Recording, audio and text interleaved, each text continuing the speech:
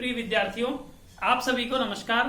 आज के क्लास में हम लोग पढ़ने वाले हैं आपकी पुस्तक में दिए गए पृष्ठ संख्या 112, जिस पर कुछ प्रश्न दिए गए हैं। इन प्रश्नों के हल के बारे में आज के क्लास में हम डिस्कस करने वाले हैं। तो आइए देखते हैं हम इसका पहला प्रश्न क्या कह रहा है। पहला प्रश्न है, चाल एवं वेग में अंतर बताइए। आप अपने विज्ञान की पुस्तक में पेज नंबर 112 को ओपन करेंगे तो वहां पर ये प्रश्न दिए गए हैं। 5 प्रश्न है, इनका ही आज हम हल कर रहे हैं। जिसका पहला प्रश्न है, चाल एवं वेग में अंतर बताइए। चाल क्या है और वेग क्या है? तो देखिए क्या हम लिखेंगे। हम एक तरफ ऐसे बनाएंगे, चाल का बनाएंगे, और एक तरफ वेग लिखेंगे। ठीक है, अब दोनों का लिखिए, हम अंतर लिखेंगे। तो चाल क्या होता है? चाल की परिभाषा क्या होती है? एकांक समय में तय किए गए दूरी को चाल कहते हैं। तो आप चाल वाले ब्लॉक में क्या लिखेंगे? एकांक समय में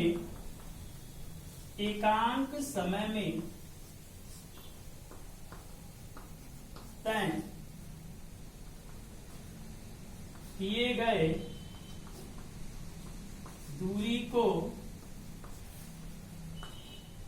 चाल कहते हैं।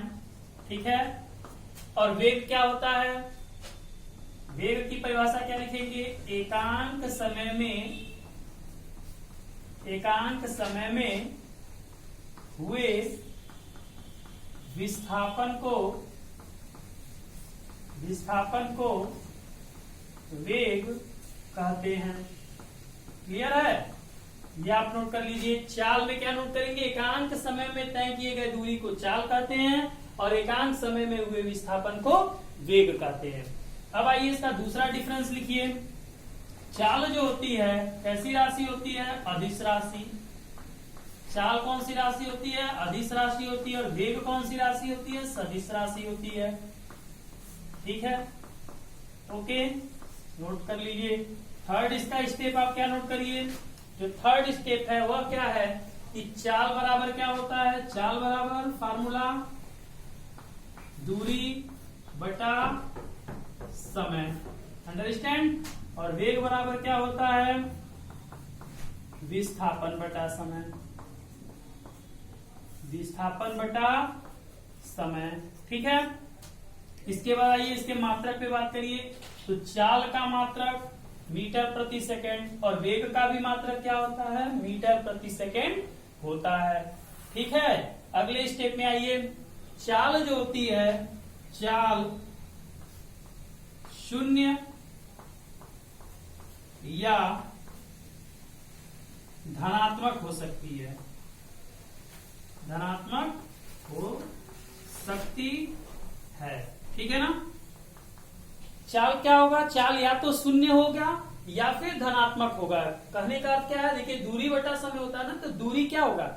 हम न चलें, ठीक है, हम कोई दूरी न चलें तो 0 हो सकता है, और चलेंगे तो धनात्मक ही होगा, और चलेंगे तो धनात्मक ही चलेंगे। 2 मीटर चलेंगे धनात्मक है, 3 मीटर चलेंगे धनात्मक ही। अंडरस्टैंड? लेकिन वेग क्या होता है? तो वेग धनात्मक, ठीक है, शून्य या ऋणात्मक, कुछ भी हो सकता है। ठीक है ना? कुछ भी हो सकता है, कुछ भी हो सकता है।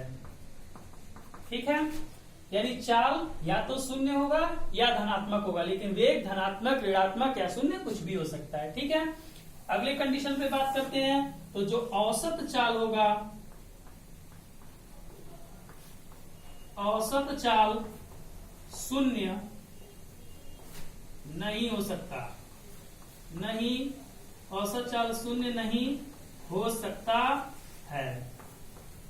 ठीक है, अंडरस्टैंड? लेकिन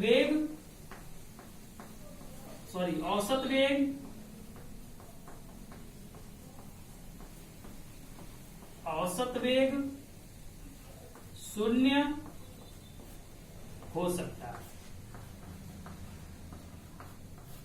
ठीक है, ये होगा इसके डिफरेंस, इसको आप नोट करेंगे। चाल में क्या जाने आपकी एकांक समय में तय किए गए दूरी को चाल कहते हैं। वेग क्या होता है? एकांक समय में हुए विस्थापन को वेग कहते हैं। चाल कैसी राशि होती है? अदिश राशि। वेग कैसी राशि होती है? सदिश राशि।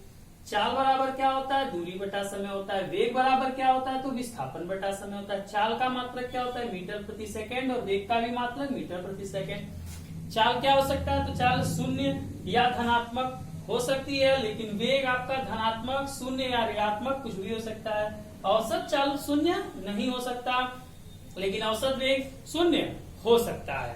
अंडरस्टैंड? तो आपको ये पहला प्रश्न शायद समझ में आ गया होगा। अब चलिए हम लोग दूसरे प्रश्न पे डिस्कस करते हैं। दूसरा क्वेश्चन देखिए क्या है। चलिए दूसरे क्वेश्चन पे डिस्कस करते हैं। तो सेकंड क्वेश्चन कह रहा है, किस अवस्था में किसी वस्तु के औसत वेग का परिणाम औसत चाल के बराबर होता है? औसत वेग का परिणाम औसत चाल के बराबर होता है। तो देखिए जरा औसत चाल क्या होता है, नोट कर लीजिए एक मिनट। औसत चाल क्या होता है? कुल दूरी बटा समय, कुल समय ही होता है। और औसत वेग क्या होता है? कुल विस्थापन बटा समय। ठीक है ना? कह रहा है कि किस सिचुएशन में औसत चाल और औसत वेग का परिणाम बराबर होगा। तो देखिए किस समय में होगा, क्या होना चाहिए? अगर कुल दूरी और कुल विस्थापन आपस में बराबर होता है तो औसत चाल और औसत वेग का भी मान आपस में बराबर होगा। यानी औसत चाल और औसत वेग का मान हमें बराबर चाहिए, तो कुल दूरी और कुल विस्थापन का मान भी बराबर होना चाहिए। क्लियर? अब आइए थर्ड क्वेश्चन पे बात करते हैं। इसके थर्ड क्वेश्चन क्या है? थर्ड क्वेश्चन कह रहा है, किसी गाड़ी का ओडोमीटर क्या नापता है? देखिए बात करते हैं ओडोमीटर क्या होता है। तो देखिए दो चीजों के बारे में बात करेंगे। एक तो होता है स्पीडोमीटर, ठीक है, एक होता है स्पीडोमीटर और एक होता है ओडोमीटर।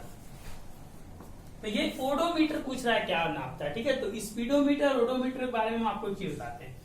आप बाइक पर देखे होंगे या कार में देखे होंगे, जो मीटर बना होता है कुछ इस टाइप का होता है, 0, 10, 20, 30, 40, 50, 60, 70, 80 और ये 90, 100, ठीक है। पल्सर में 150 तक भी होता है, ठीक है ना।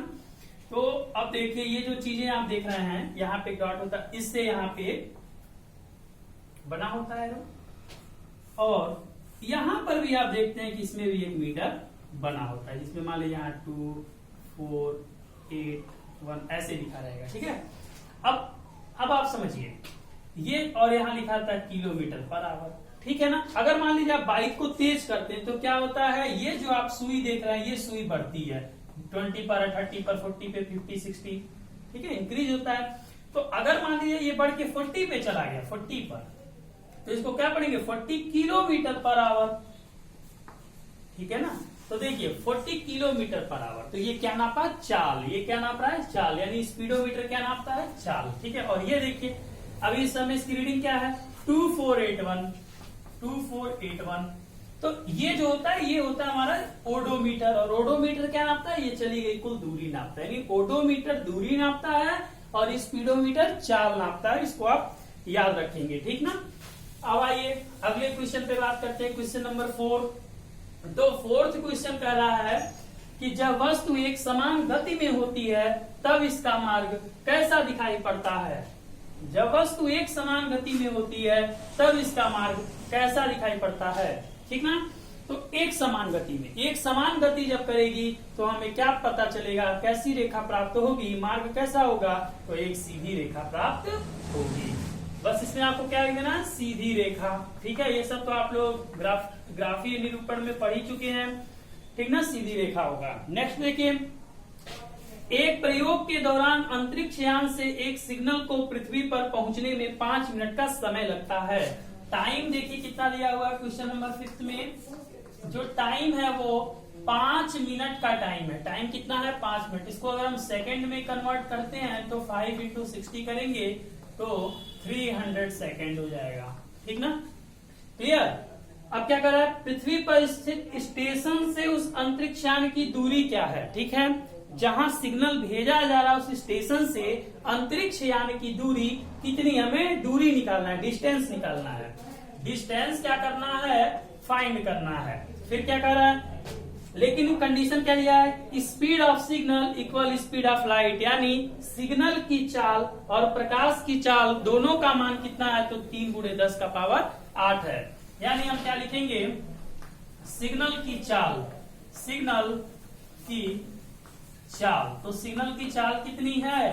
तो देखिए 3 × 10⁸ मीटर पर सेकेंड है, यानी जो स्पीड लाइट की है वही स्पीड सिग्नल की है। अब हमें डिस्टेंस निकालना है। तो देखिए हम लोग पढ़े हैं चाल बराबर क्या होता है? दूरी बटा समय होता है, हमें दूरी निकालना है। तो दूरी बराबर क्या हो जाएगा? चाल गुणे समय हो जाएगा। क्लियर? चाल कितनी है? 3 × 10⁸ और टाइम कितना है? तो 300 है। इसको हम चेंज कर सकते हैं 3 × 10⁸ इंटू 3 × 10⁻² लिख सकते हैं और सॉल्व करेंगे तो 3 और 3 का गुणा 9 और इन दोनों का जब आपस में गुणा होगा तो 10⁻, कितना हो जाएगा? ये 10 हो जाएगा मीटर। ठीक है, यानी दूरी कितनी हो गई? इतनी मीटर। 9 × 10⁻10 मीटर हो गया। अंडरस्टैंड? तो यह हो गया आपके 5वें प्रश्न का हल। मुझे उम्मीद है कि अब आपको आज के इस वीडियो में जो ये 5 प्रश्न बताए गए ये आपको समझ में आया होगा। आप इसे अपने कॉपी में नोट भी करते रहें साथ ही साथ। अंडरस्टैंड? तो आज की वीडियो में बस इतना ही। आगे हम बात करेंगे अगली वीडियो में। तब तक के लिए आप सभी को बहुत बहुत धन्यवाद।